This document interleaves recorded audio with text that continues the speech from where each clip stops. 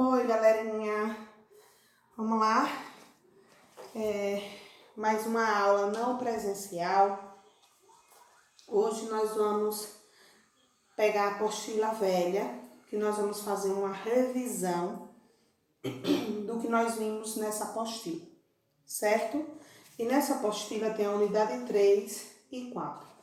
Na unidade 3, fala sobre as propriedades das operações com números racionais. Pega aí rapidinho a apostila, porque eu vou fazer uma revisãozinha, não detalhadamente como nós tivemos nossas aulas, mas para revisar o que vocês viram.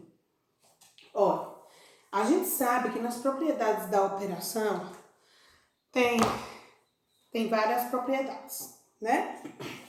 Aqui na apostila de vocês tem de fechamento, comutativa, associativa, elemento neutro, elemento inverso e distributiva. Então, essas são todas as propriedades das operações dos números racionais.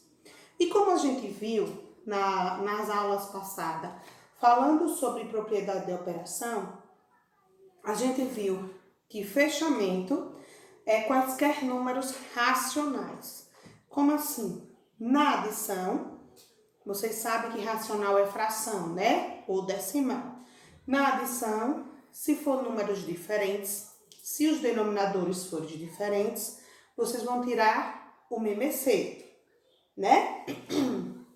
E resolver como tia explicou, tirando o MMC tudo direitinho. Na subtração, vocês só vão subtrair um pelo outro. Na multiplicação, multiplicar, né? Então, olha, na adição, todo mundo sabe que quando vem o denominador diferente, a primeira coisa que tem que fazer é o MMC, que todo mundo já sabe. Quando vocês fizerem o MMC, vocês encontram um denominador. Então, vai dividir 6 dividido por 2, 3 vezes o valor daqui, certo?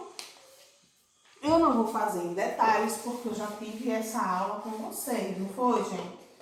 Só estou explicando por cima, para vocês relembrarem que no fechamento trabalha com adição, subtração, multiplicação e divisão. Na subtração, vocês fazem o quê? Subtrai uma fração pela outra e a outra você diminui. Gente, desculpa, que eu tô muito ofegante, cansada. Vocês sabem como é que é. Já tá na reta final, eu tô cansada. Viu? Então, olha, na multiplicação, o que é que vocês vão fazer?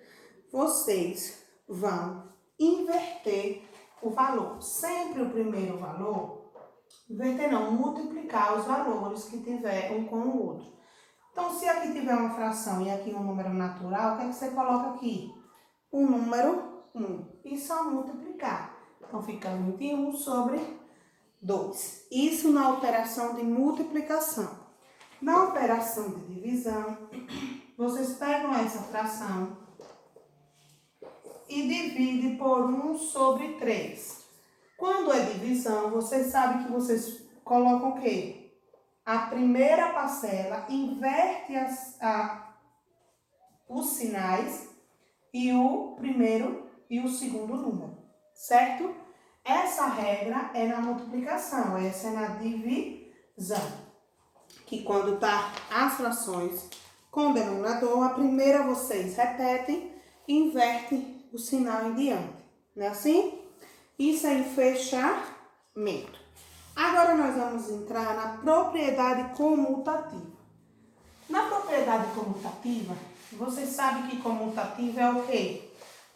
A ordem das parcelas não altera a soma, né? Isso e nem o produto, né? Mas nesse caso aqui é a soma. Então, a propriedade comutativa tem também adição, subtração, multiplicação, divisão e divisão. Na adição, na comutativa, se os denominadores forem iguais, vocês só vão somar os numeradores. Nesse caso aqui, ó, se eu tiver os denominadores iguais, como tem aqui 3 e 3, eu só somo o de cima, certo? Então, aí é a adição de comutativa. Subtração é você só diminuir um pelo outro, mas nessa propriedade de comutativa não tem como você resolver. Não tem na subtração a resolução na comutativa. Porque se você inverter o valor, ele vai dar números diferentes, como vocês estão vendo aí. Um vai ser negativo e outro positivo. E na comutativa não pode, né? Não pode alterar o resultado. Na multiplicação, vocês podem ter a comutativa. Vocês podem multiplicar um numerador pelo outro, como vocês viram lá no fechamento, do mesmo jeito. Já na divisão, não tem propriedade comutativa. Então, qual dessas quatro não tem? Subtração nem divisão. Então, na comutativa, vocês só trabalham com adição e multiplicação, certo? Porque eles organizam trocas, tem que trocar, porque a ordem das parcelas não alteram a soma. Qual é a outra propriedade que nós temos? Associativa. Associativa, a gente sabe que tem que unir 3 ou mais números racionais, não é isso? Para não se alterar o resultado. Aí eu pergunto a vocês, são as 4 operações também na propriedade associativa: adição, subtração, multiplicação e divisão. Mas na adição, elas não são dessa propriedade, elas não se alteram, não tem como, as ordens são diferentes. Na subtração também não tem. Se não tem na propriedade comutativa, não tem na associativa. A associativa só tem na multiplicação e divisão também não existe propriedade. Então, nas propriedades associativas, vocês só vão trabalhar com a multiplicação, certo? Associando um pelo outro, como te explicou detalhadamente bem no começo da aula dessa apostila. Vamos agora, é uma revisão que eu estou fazendo. Vocês têm que entender que isso é uma revisão, é por alto. Elemento neutro. Elemento neutro, a gente tem adição e multiplicação. Só porque na adição, o elemento neutro, ele é somado com 0. Dessa forma, ó. Ou 0 mais 3 sobre 2, entendeu? Na adição, o elemento neutro é só com 0. Na multiplicação, o elemento neutro é com o número 1, que você vai multiplicar sempre com o número 1. Certo, gente? Então, elemento neutro na adição é com 0 e com multiplicação é com 1. Elemento oposto. O que é elemento oposto? O oposto de um para outro. Então, se eu tenho mais 2, vai ser menos 2. Se eu tenho menos 2, vai ser mais 2, certo? E sucessivamente. Elemento inverso. Elemento inverso é quando você pega uma fração dessa e inverte ela. Então, isso é elemento inverso. Certo, gente?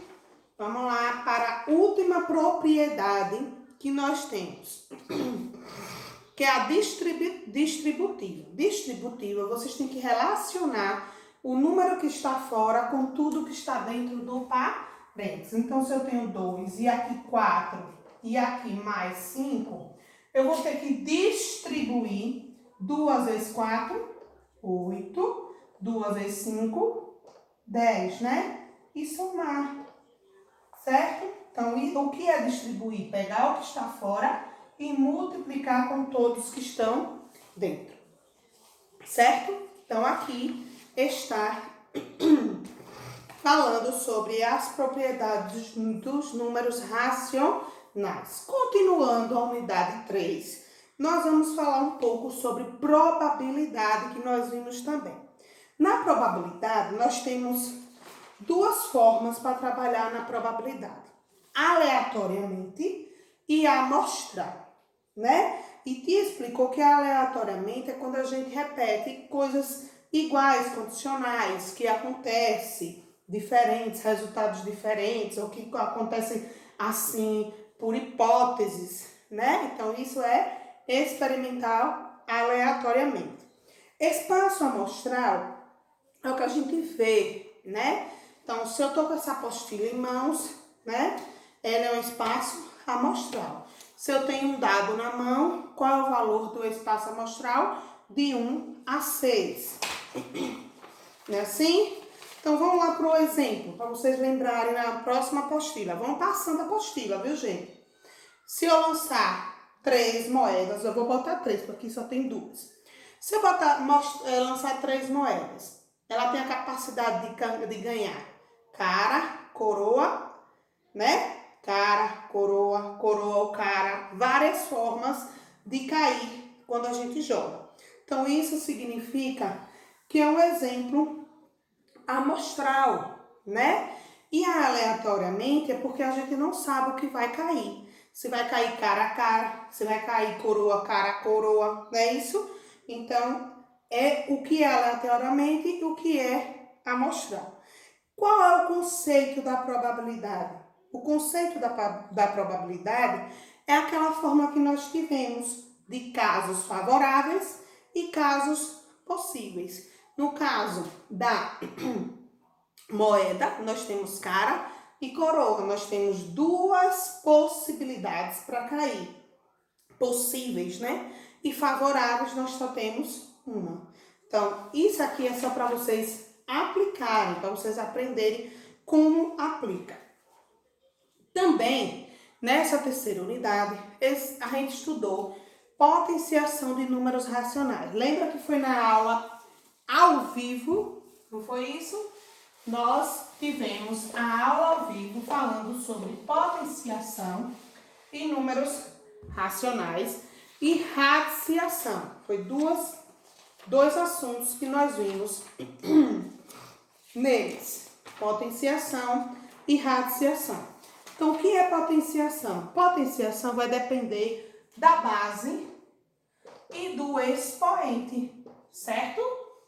Aqui é a base, aqui é o expoente. Então, se eu tiver o expoente elevado ao quadrado, eu vou multiplicar essa base 2 vezes. Se eu tiver esse expoente 3, eu vou multiplicar 3. Se eu tiver 4, eu vou multiplicar 4.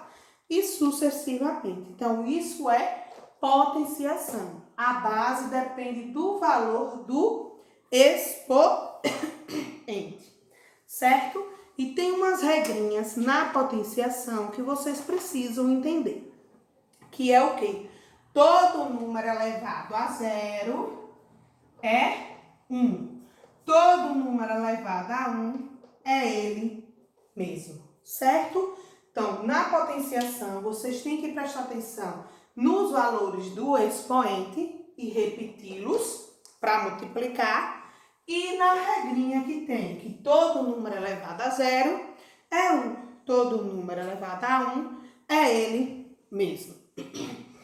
Raiz quadrada, vocês sabem que é o inverso de potenciação, né? Então, qual é a raiz quadrada de 4 sobre 9? Hein? Qual é a raiz quadrada? 2 sobre 3. Não é isso? Então, a mesma coisa é se você for elevar isso aqui ao quadrado. Vai multiplicar 2 terços 2 vezes. Aí vai dar esse mesmo resultado. Então, por isso que a potenciação é o inverso da radiciação. Certo, pessoal? Deu para entender um pouquinho?